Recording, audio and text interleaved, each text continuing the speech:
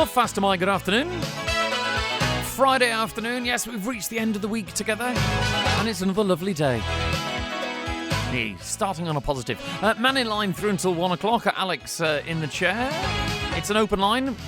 As usual, you can text or message us on WhatsApp to 166 177. However, it's a phone-in programme, so it's much more fun to have a chinwag with you. On any topic that might be in the news. So the government is considering whether access to weight loss medication should be expanded, including the possible future availability of treatments on the NHS. What's your thoughts on this weight loss treatment? Or, apparently relieved is the word from a business responding to the announcement that work on the roundabout in the south of the island won't be completed for over a year. Yes, that is the response down there regarding the Balfane roundabout, connecting up the Ballasalla bypass. Crikey, we can't do the simple things easily, can we? So, what's your thoughts on it? The fact that we might not even get the Ballasalla bypass open until 2028. And it's not because of the people who built the bypass, it's because of the increase in price. And I'd like to know, Mr. Thomas, Mr. Smith, Mr. Cluitt, yes, the political members of the Treasury, are you adding a 50% bias to the contingency bias to the roundabout at Balfane as well? Or do we just pick and choose on those projects? I'd love to hear from them. We won't, I'm pretty sure, but we'd love to know. So do get in touch at 66 13 68 if you've got any comments on that. But Sue is on the line, first of all, this afternoon. Hello, Sue. How are you? Hi, Alex. I'm fine. Thank you very much. I wanted to have a look at this discussion about putting the weight loss drugs through the NHS. Yes. I mean, I think it's the wrong way of going around it. We've already got a struggling NHS system, and those weight loss drugs, from what I've heard from callers to the Mannin Line, they cost tens of thousands of pounds.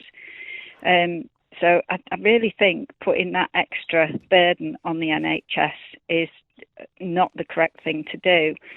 I mean, there are dietitians and nutritionists on the island that cost an awful lot less than £10,000, and they would be able to guide a person towards how to eat properly, how to lose the weight, the best nutrition that they can get, and everything like that. And if the person has that through the NHS, say I am using a nutritionist at the moment, and my 3 sessions with them is just under £400. So it is an awful lot less than giving something that's tens of thousands of pounds, and also going through a dietitian and a nutritionist. It doesn't have the health effects that I've heard that some of these weight loss products have. I mean, the pharmacist chap who comes onto Mannin Line, he's been on one of them, and he said that you have to take the responsibility that there could be quite a detrimental effect on your health.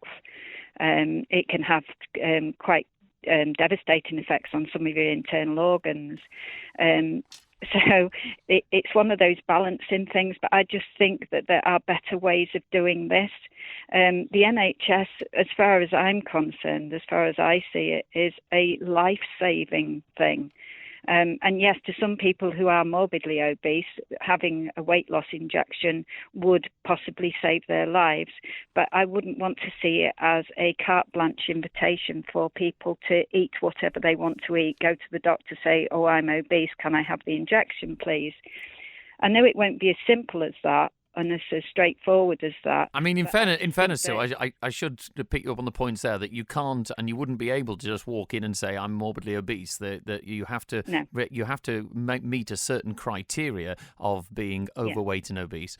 Your point there, though, that one of the positives that they push out about the weight loss drugs is that whilst you say, the NHS is under strain, but the NHS is under strain for a lot of conditions that are caused by people who are obese and have unhealthy lifestyles. So if in the long term it cuts down the costs on having to treat huge amounts of conditions to do with heart disease, that's one of the biggest ones in there, and certain types of cancers, is it not a case that overall the benefits of offering this to stave off other conditions could be the way they look at it and say, actually, it'll cost us, I think, from what I've heard from friends and from Nick at Kingsley Moody, it's around about £150, £200 a month for these jabs is cheaper than having to treat people later on with much more serious conditions.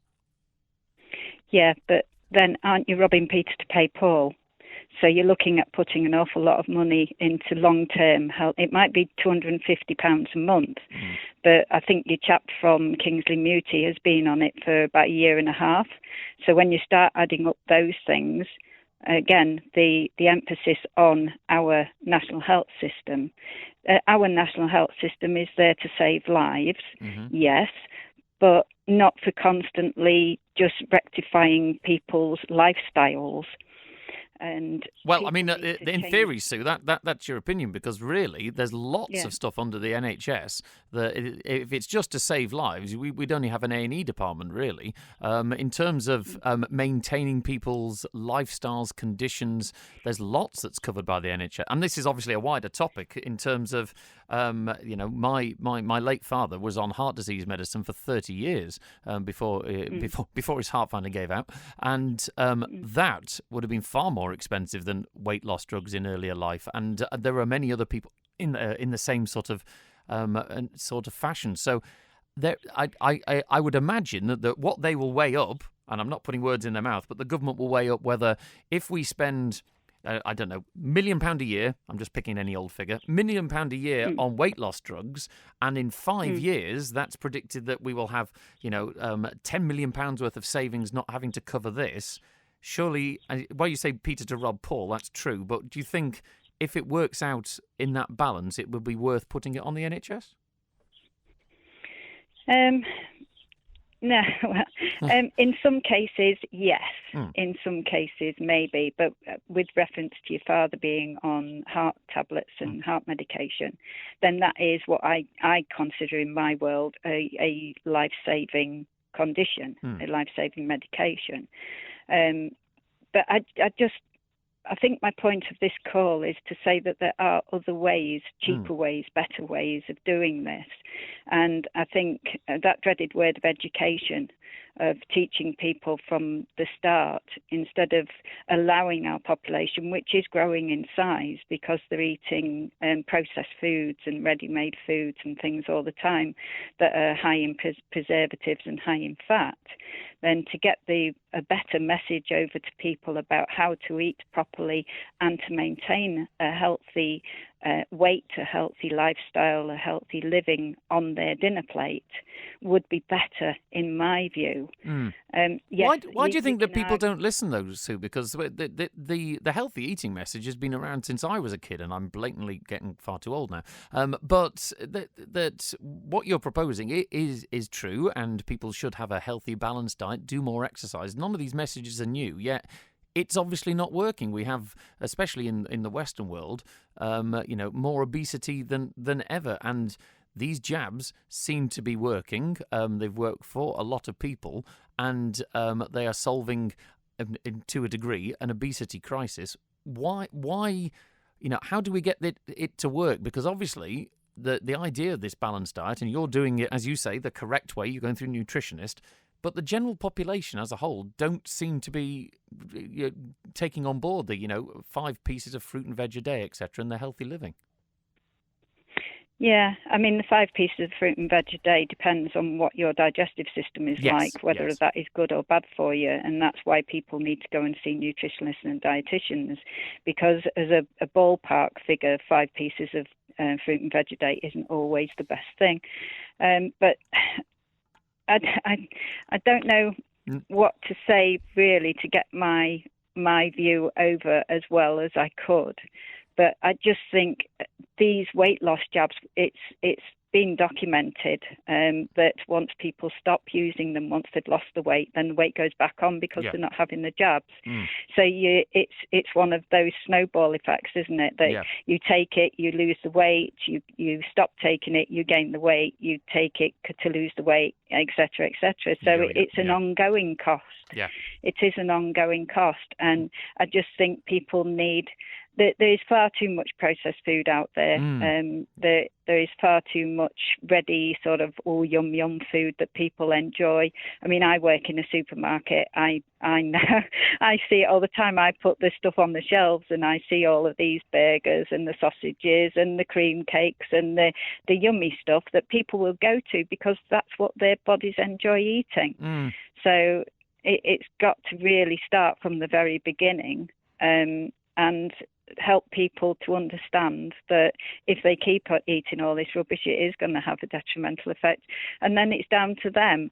It's them, and it shouldn't be up to the NHS to pick up that bill that they have chosen a lifestyle that has enabled them to eat like that, to put the weight on. I know not everybody puts weight on because of what they eat, but it's just one of those things, Alex. I just think it's the wrong thing to do in burdening the NHS with that amount of money to stop people being obese. No, good. It's lovely to hear from you, Sue. Thank you very much. And I appreciate, I enjoy having a bit of a debate. And I know you work in a supermarket. You see some idiots in there sometimes in onesies on a Sunday night after they've dropped their mother off, don't you? Yeah. I'm saying no more. I couldn't imagine who that person would have been. No. Lovely to speak to you, Sue. Have a great weekend. And you, Alex. Cheers. Take care. Bye. Yes, I once dropped my mum off in Ramsey and then had to pop to the supermarket where Sue works. And yes, I was dressed in my onesie, and she pointed it out. It's 12:15. So what's your opinion? Do there are very few drugs in the world that do not have a negative, or a side effect of some sort, and all drugs do cost money. So in terms of weight loss, do the benefits outweigh the negatives? Because that's the same with everything. Every decision that is made, especially big controversial ones, it can go for weight loss drugs, it can do wind farms off the island, everything else. There's a positive and a negative to it, and you have to weigh up which one wins, your pros and your cons list. I'd love to hear your opinion. 66 13 68. Here he is, the man who's been reaping in electricity today in the sun. Mr. Quirk, how much are you generating today? I've got 90% in my batteries, and the washing was done yesterday, so all the energy was used, and we topped it up this morning. Excellent, Quirky. So, I'd love to talk to you sometime about that, but I want to get on to the scooters that are on the island. Okay. And I bumped to a load of guys this morning from the scooter organisation. They're all over. There's a guy coming from somewhere in France as well. And I just wonder whether we could give some praise to those individuals. Now TTV is gone, but now the scooters are here. And it's great to see them. Do you know, I remember them donkeys years ago, when they used to come here, I used to have the scooter rallies and so forth. Do you remember the cycling events? Yes. Many, many moons ago, yes. And it didn't cost a fortune, did they? They were quite reasonable, I would think. No, but these things... But I wanted to have a little whinge as well. Well, these things, before you do, David, these were things that used to be organised by the tourist board. This is when we had a dedicated... It wasn't just an offshoot bit of the Department for Enterprise where you had a few people behind a desk. There was a tourist board, and they had staff that went out and did stuff and organised stuff and weren't sat behind the desk all day just promoting websites and things. And that was disbanded. It was got rid of, wasn't it? And do you remember you sent the competitions to Mr. Kelly in the Isle of Man? Oh, yes. Oh, now you're going back. Yes, crikey, you're going back. I remember Clifford Irving talking when I was a young lad regarding the mermaid hunt. Remember? I think he put up 500 quid or something like that if anybody could catch a mermaid in the Isle of Man. Yeah. And that's still available, I think. Well, I was going to say, you haven't found one yet, have you? No, but I'm still looking. Go on. Last weekend, this is the whinge. Last weekend, we had a load of players over from the Liverpool area and who played great football, and it cheered up on the Saturday. Friday was miserable, but picking some of the people up at the airport and going past the roundabout, which made me to two things, is what's going on with the roundabout? We're talking about a bit of coal tar. I'm sure Dandara, when they built their other bit and the link road through, could have topped that off with tarmac and sealed it. Anyway, I'm not an expert on it. But even the airport looked dowdy. Do you know what I mean? The flowers, when it used to be nice and a bit of colour, and it's not there. Does anybody care now in government? Well, that is the point, actually. And I was thinking this yesterday because the Isle of Man looks dowdy. Okay, it looks like no one maintains it. It looks like no one cares. It was lovely to see so many people on Douglas Beach yesterday because we don't really use Douglas Beach anymore. And I was cycling on there last night and I looked around and thought, crikey, this prom's tatty. The paving and the walkway is an absolute disgrace. You know, anyone in the, I mean, I know it's almost a national sport to kick the DOI, but actually sometimes they deserve it. The state of the promenade is disgusting, and we don't seem to care. And I when I'm down at the Gradle Railway, people turn up and say, "Oh, it's lovely what you do," and the attention to detail. And you sit there going, "Why does no one else seem to have an attention to detail just to make things look nice?" And it was good last night, wasn't it, bringing that traction engine through? Oh, yes, it's just made its way up the prom. You can't miss it. But it was slow. It's definitely very loud. So, you know, you've been, in the halls of power previously. What is it? There doesn't seem to be anyone in Tynwald who ever stands up now. In the days of, your Mars Walkers and your Tony Browns, and they were proud of the island. They used to insist that we maintained it. Doesn't seem to, that national pride of the island doesn't seem to be there anymore. It's not there, and I don't know. It's fairly simple to do, and it's easier, and it doesn't cost a fortune. You look at how many organisations, sporting organisations, throughout the summer and winter, organise events there, and how much help do we get from this government? Not a lot. I'm led to believe, and it's only a rumour, and maybe somebody come on, maybe the Minister of Education will come on saying, we're not going to do now the AstroTurf at the Bowl, the 3G pitch. That's only a rumour, but sometimes these rumours start and they get legs, don't they, when they've got no money? Yeah, because it was in the budget, wasn't it, that Chris Thomas presented that the Bowl was getting new AstroTurf. So we will wait and see for that one. But yeah, okay, mate. Lovely, thanks, David. Lovely to speak to you. Have a good weekend. Bye. Bye to David Quirk there. Yes, producing lots of electricity. Good old David. Right, let's have a look through some of your comments coming in whilst we get to the calls. John has been on saying, Alex, I'm on the Manjaro monthly jabs. It's between £175 and £250 ish per month. You have to be morbidly obese to be prescribed it. I've tried all sorts of diet fads and it's not as simple as just eating sensibly. There are adverts saying it's a disease, which I guess it kind of is. But to do nothing leads to worse health and a bigger drain on the NHS. This is the opposing view to what Sue was saying earlier. We spend millions on stopping people smoking due to the known side effects. Being overweight is equally a problem. I'd say it should be on the NHS, but until it is, I'll pay because my health means more to me. Thank you, John, for that comment. That is the point. People are... I know there is a distinct connection between how much you put into your mouth and the size of your waist. However, some people are genetically more predisposed to being larger and overweight than others. We all know that friend who can stuff 55 cheesecakes down the gullet and eat crisps, chocolates, the whole lot, and still say stick thin. And that's their metabolism and that's the way they work. And then, I'm a person who almost, can sniff a cream cake at 200 yards and suddenly I found myself a stone heavier. So there is that element. So, John, I sympathise there. Gaz has sent in saying this is regarding the election, actually. We don't really have a party political system on the Isle of Man. Some constituencies in Garth have already got 5 or 6 declared independent candidates. Each candidate will have a core of supporters, and if neutral votes are then spread across the candidates, we're likely to get MHKs with a few hundred votes representing 85,000 people and probably another dysfunctional government. In fairness, Gaz, just to correct there, the MHKs, they might get a few hundred votes and win. They don't represent 85,000 people. Obviously, the way democracy works, they represent their constituency.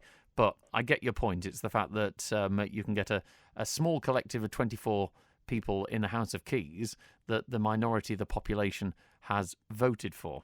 So, yeah, there is a point there. Thank you to Fran, who says, I think those former MHKs looking to get back into Tynwald for another well-paid 5 years of achieving zilch should be banned from doing so. If they failed once before and been paid off with an obscene golden handshake, that should be an end to this money grab scheme. Well, once again, Fran, your opinion, obviously, but anyone is able to stand just because you don't get fired for the job, you just don't get re-elected. So, if they lost a previous election, there's no reason not to be able to stand again. When you say of achieving zilch, well, that's in your opinion, because I'm sure they will come back with a record of what they have achieved. So, And when you say, if they failed once more, can you define failure for me? Because once again, it's your opinion. And the golden handshake, I presume that the obscene golden handshake is is it 6 months' salary? I think 6 months' salary they get if they lose an election. I'll have to check on that one. I haven't got the facts to hand on that one.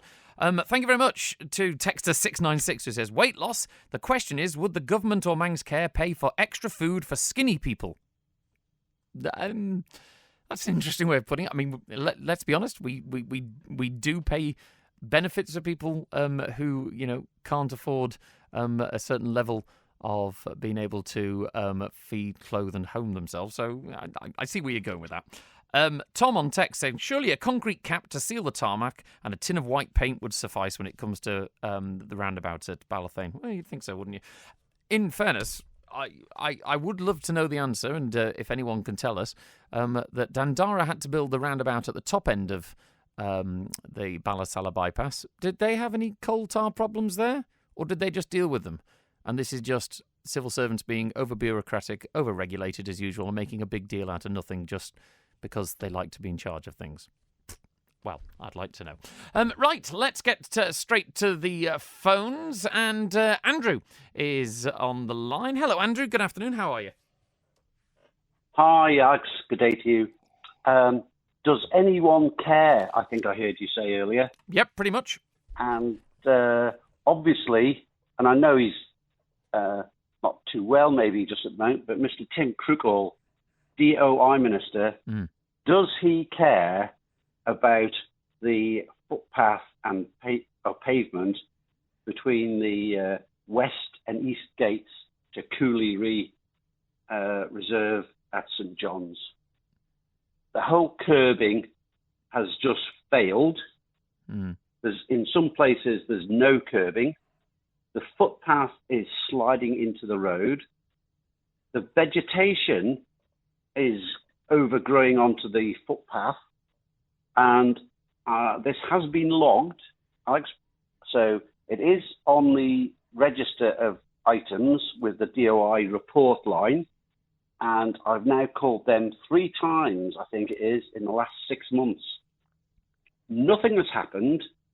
Tynwald Day is so quickly approaching now, and actually that footpath is pretty much impassable if you're in a wheelchair to get wheelchair access to the western gate, or if you've got mobility issues or you've got children with a buggy. It's actually, just in my opinion, dangerous. And not only that, negligence here. Yeah, there's negligence here from the DOI, and if there's an accident, which it's not beyond the realms of imagination that at night time somebody walks there, trips and falls into the road. Well, you mentioned there, Andrew, in terms of the state of the roads and the pavements in St John's, it's not the only place, is it? This seems to be almost across the island. We don't seem to care of our infrastructure. And that report system that the DOI champion all the time, I can tell you now, at the top of the Groundle Cottage Holiday Cottage Road, there is a tree that snapped and blew off in the last storm and is resting right above the road. I've reported it 3 times, and it's still there. Nothing's getting done about it. They seem to be, report it, and, you're told to report it, but nothing seems to get done, does it? Well, exactly. But things that are, like, dangerous to life, you would think they would actually do something about. But here we've got something where at night time there's no street lighting there. Somebody could easily fall into the road, fall into the road. It's dangerous. It's negligence on the behalf of the DOI, whoever it is, to have not sent a team out to deal with it. And so that footpath, I believe, should be closed, because it's just in such a dangerous state, and particularly as we've got Tynwald Day coming, when there'll be lots of visitors going through Cooley.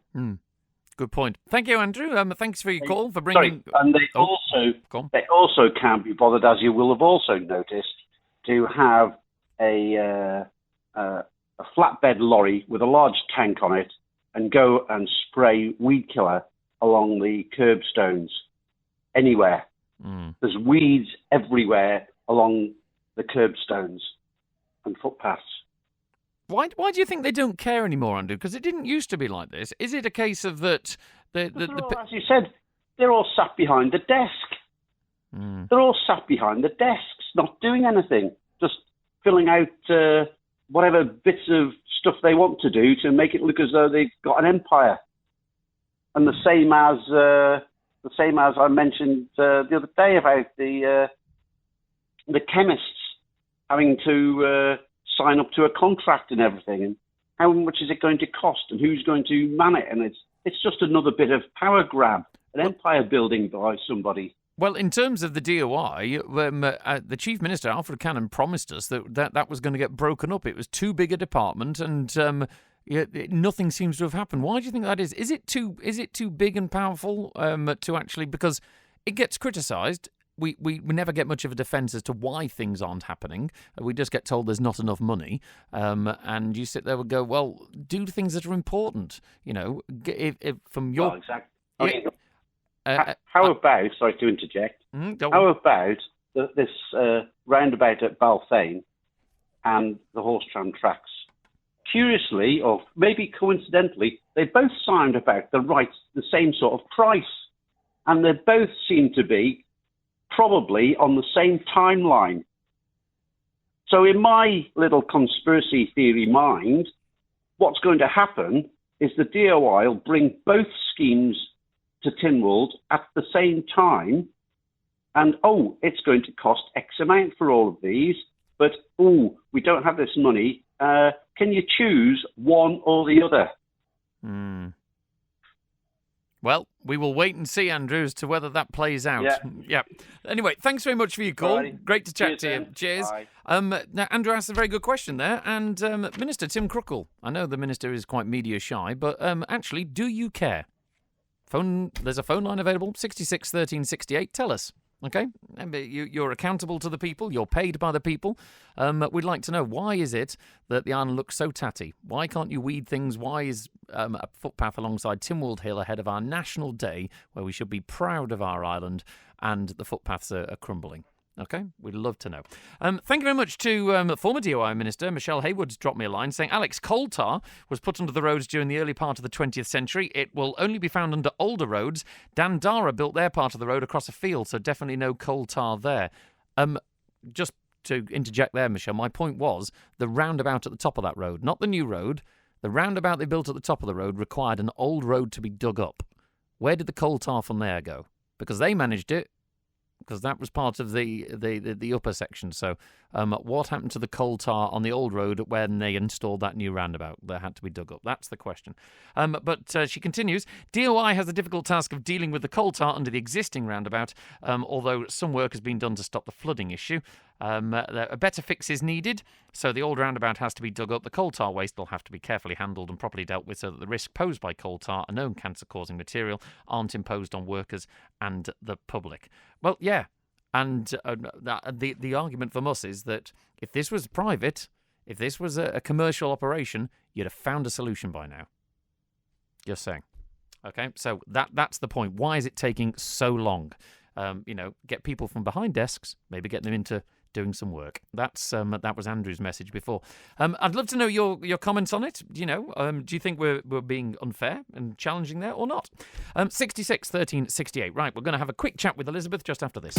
Wimbledon 2026 gets underway next week, and here on Manx Radio we're celebrating by serving up strawberries and cream to workplaces around the Isle of Man. From Monday we'll be out making deliveries for the next fortnight, and if you'd like us to visit your workplace or a place of work you think deserves a sweet treat, all you need to do is fill in the nomination form at manxradio.com. Entries close at 10 a.m. on Friday the 3rd of July. Serve up some Wimbledon fun and bring a touch of centre court to your workplace with Orchard Recruitment, Tesco and Manx Radio.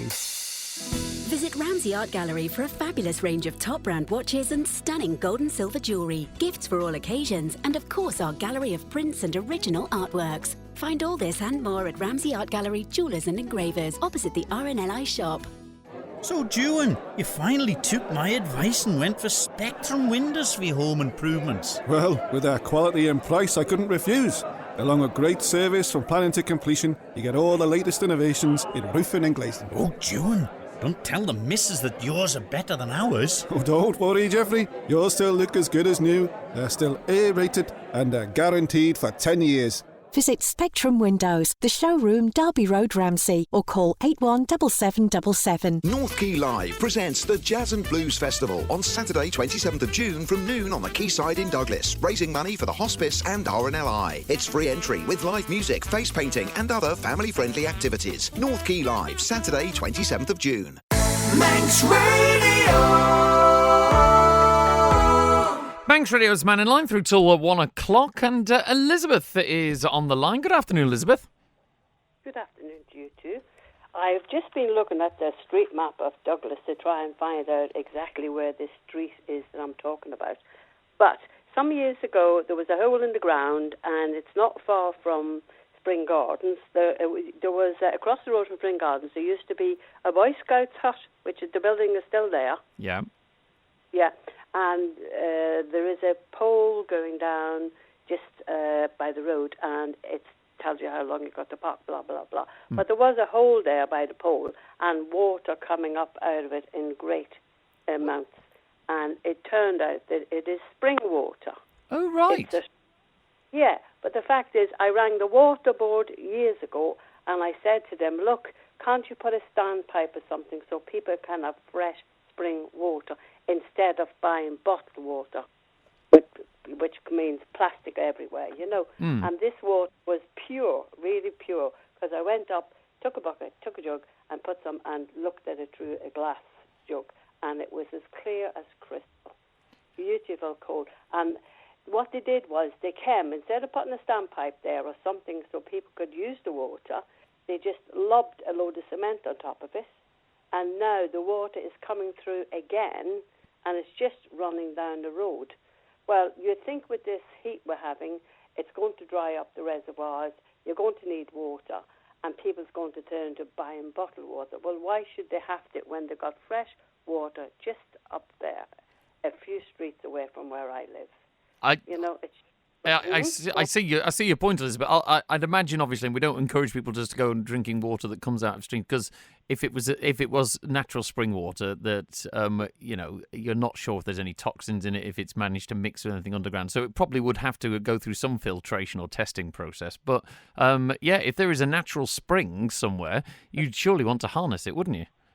Precisely. I mean, years ago they used to have a roundy thing made of metal, and there was a tap on it, and it was over a spring, wasn't it? And you turned it on, you got spring water. But that water, all they did was put a cement over it, and now it started to come out of the ground again, and it's just running down into the grid, you know? It's such a waste of pure, clean water. Good point. Okay, well, thank you, Elizabeth, for that, bringing it to our attention, and see if anyone else is aware of that spring water. But thank you for your opinion on that one. Thank you. Have a lovely day. Bye. Brilliant to talk to Elizabeth about that. Yeah, I mean, we obviously do have reservoirs. Do we tap any natural springs? Do you know of any other natural springs on the island? I'd be fascinated to know if you know of any. Please do get in touch. Howard's been waiting patiently on the lines. It's nice to have so many busy lines today. Hello, Howard. How are you? Hi, Alex. Just going back to your natural springs. Yes. For many, many years, I worked at Manx Petroleums. And where the tank farm is, on the cliff face, that was before I joined the company, somebody had built a brick tank. Oh. And the spring water used to come down through there, summer and winter. And even in the summer, today's weather otherwise, the water would be ice cold and crystal clear. And we used to use it for the tea because the water coming through the main pipework, well, it was undrinkable. And there was a little ladder going over the bund wall into where this tank was. We used to take the tap out on a regular basis, release that water, clean it, and put the tap back in. And it came from Douglas Head. It probably came down past Manx Radio. But they've got modern facilities down there now, of course. Yeah. But I wouldn't want to be drinking that because of all the excavation work that's been done up Douglas Head. You don't know, and you're right in what you say, you don't know what toxins are getting into spring water these days. No. But that water was crystal clear, and I'm led to believe that doctors used to recommend that people could come down and get that water to bathe their eyes. Oh, wow. Yeah. Now, somebody might come on and tell me that is still there, but that's all we had down there for drinking water, suitable drinking water, shall I say, for the tea or coffee or whatever, and it was beautiful. Oh, good stuff. It says summer and winter, it was ice cold. But what I come on for... Go on. Basically, when David was on earlier, he was saying, and you did, about the tourist board. Mm. Now, one of yours and Andy's regular contributors, he was a member of the tourist board here on the island. His father had a business here on the island, and he used to go away on behalf of the tourist board selling the island. This is Brian Stoll. Oh, yes, yes. And David probably knows this because Brian was also one of the Onken Village commissioners. Mm-hmm. There was Brian Stoll, and as you were saying, Leonard Bond, and I'll probably be corrected here, but I went to school with this chap, Harry Marland, and I think he was involved with that tourist board. Now, they were a dedicated team, along with a lot of other people within the group, who were dedicated to selling the Isle of Man. Yes. Now, as you rightly say, we're only another desk in an office somewhere, and they'll be filling the day in. And, you know, the steam packet are advertising on the television. Mm. And the adverts, the steam packet adverts make the island look fantastic. I mean, whoever's doing the steam packets advertising is doing an amazing job. Yeah. Well, I remember somebody's voice to give the safety notices on board the steam packet. Can't imagine who that was, Howard. Can't imagine. I wonder. But anyway, connected with that, they were saying about the airport, how dismal it is. Mm. But the airport was the window of the island. The minute you got off that plane and you walked in through, collected your bags, and you came outside, that was your first impression of the island. And they had a dedicated gardening team down there. Now, I think it did change over to contractors, and they're only there to make money out of it. Yeah. They don't have anybody that loves the job. I met one of the chaps yesterday who used to be in that team down there, and he was a gardener, or, well, he could still be a gardener. Plus, you come off the boat, and you go onto the promenade, and the first thing you do is hit the series of bumps right where the Villiers Hotel is, where it's collapsing. Yeah. It took 70 years for that promenade to get the state it was in. The present situation has taken 3 years to get in a worse state. And 35 million, 36 million pound later, and the promenade has fallen to pieces. So just to put you right on that, it was 25 million, just in case they think we're over egging the pudding. But still, 25 million, and it's failed it's within. It's a lot of money. Yeah. It's a lot of money for 3 years. You divide that, it started breaking up 18 months. And I remember when they supposed to have handed over, they had 900 snags to rectify before they officially handed over. We never found out how many of them were completed. Well, do you remember the cracks in the red concrete, which they investigated? And they're all still there. They've just left them. They've just given up. Yeah. Well, there was a serious dip in the red concrete over by the Empress, and you had to avoid that. There was a pothole. They did fix that after a long period of time, but there are several appeared the other end now, over the Queen's Promenade end. Yeah. But again, like Elizabeth was saying, that promenade was full of natural springs. Anybody that went onto the beach in the previous times, there was seawater coming out through the seawall. It was ordinary, a natural spring running down the cliff faces. But it's somewhere, and Andrew, just to agree with your previous callers, there is somebody sitting at a desk pushing a piece of paper around, and they'll drive round. They got over 1,000 vehicles now, the DOI, and they're driving around all day, but they never get out of them. They don't see what's going on, and they're not worried about the vehicles because they don't own them. So if they get broken, they just get fixed. You know, it's get out of the office and get some of your own staff on there, dedicate. The Villa Marina is a classic example. again, contractors. The gardens, I heard the other day from somebody that said they're a shambles. Well, I know they are, because, again, contractors putting perennial plants in and not looking after them. Okay. But that's my rant over for the day anyway. Brilliant stuff. Thank you, Howard. Always lovely to hear you having a bit of a rant, and I'm sure many people agree with you, so thank you very much for your call. Let's quickly go through some of your messages coming in, because I've also got Julian and Tony on the line who are waiting very patiently. Texter 280 says, these jabs definitely make you lose weight, but if you can't learn to exercise and eat healthily, the weight will simply go back on. The government would be better promoting healthy eating and exercise, discounted or free if necessary.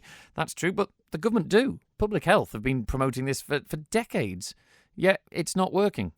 Because, let's be honest, if I put to you that the government are telling you to do something, do you naturally turn around and do as you're told when it comes to what the government says? Because we all are quite reluctant normally, aren't we? Texter 345, with regards to the fat loss jab on the NHS, give them one course, get obese again, pay yourself, or it's your own fault you put it back on. Okay. H has been on the text saying it's all very well dieting and exercise, but hormonal and other changes as you get older can slow your metabolism to almost a standstill. This applies particularly to women once their estrogen has diminished. This is largely ignored and women are left struggling to maintain a healthy weight and shape apart from those who are naturally slim. Far more research and information needs to be gathered to help women deal with this. That's a very good point, is what I was saying before, that, it's not just about the food that you put in your gob. And Texter 915 has something similar, saying the NHS needs to address free HRT for the 50% of the world's population who suffer debilitating symptoms through perimenopause and menopause. Women's health in general requires substantial investment before they consider offering fat jabs on the NHS. And yes, I've piled on weight, not through my bad diet, but taking HRT, which I need to function every day.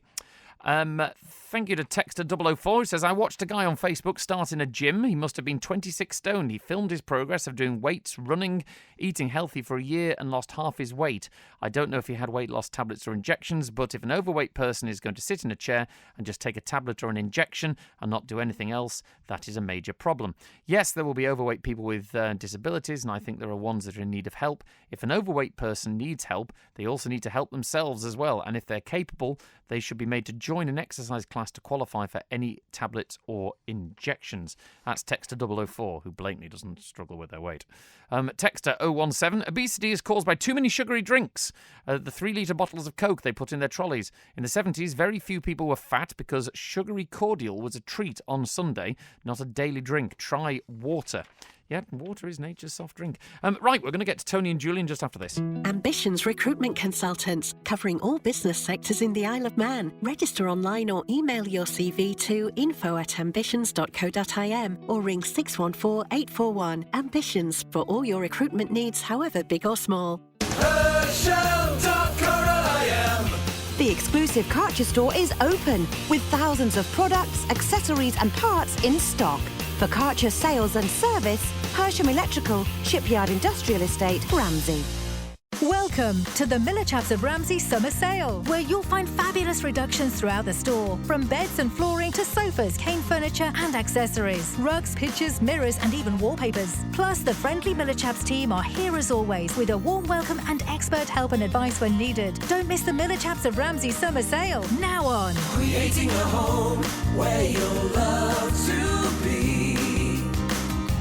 Miller Chaps of Ramsey.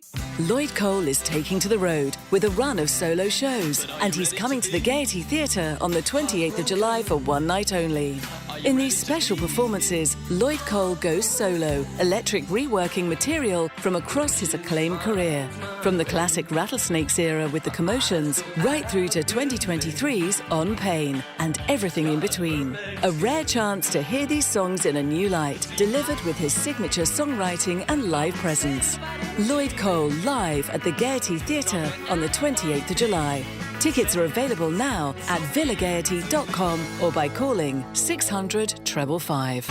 When the Mannin Line's not on air, call Manx Radio to leave your opinion for broadcast on 682 631. It's 10 to 1. It's lovely to have so many calls on the Mannin Line. Please do keep them coming. 66 13 68. I realise a lot of people have to wait patiently. And Texter 021 says, just to let your listener know, the DOI are down Timwall this afternoon, weed spraying the curbs. So that's a good thing, because Andrew was saying that they weren't getting weed killer out there. Julian, thanks for waiting. Afternoon. How are you? Enjoying the sun? Yeah, it's beautiful. The sea swimming's really nice. It's only about 13.5 degrees in the water, but it's lovely when you get out. You can defrost, so it's nice at the moment. I'd imagine making the most of it. Yeah, it definitely would wake you up, wouldn't it? Crikey, at 13.5 degrees compared to the air temperature. Anyway, it'll get warmer as time goes on. It will. Far away, I'll be quick. Yeah, interesting. You mentioned, or a caller mentioned earlier about somebody went in the gym and did sort of weight training and everything else. Yeah. Interesting to note, when you take GLP-1 drugs like Ozempic and Mounjaro, of the amount of weight that you lose, 60% is fat and 40% is muscle mass that you never get back unless you train. So if you go on it and then you come off it, the weight that you put back is not muscle.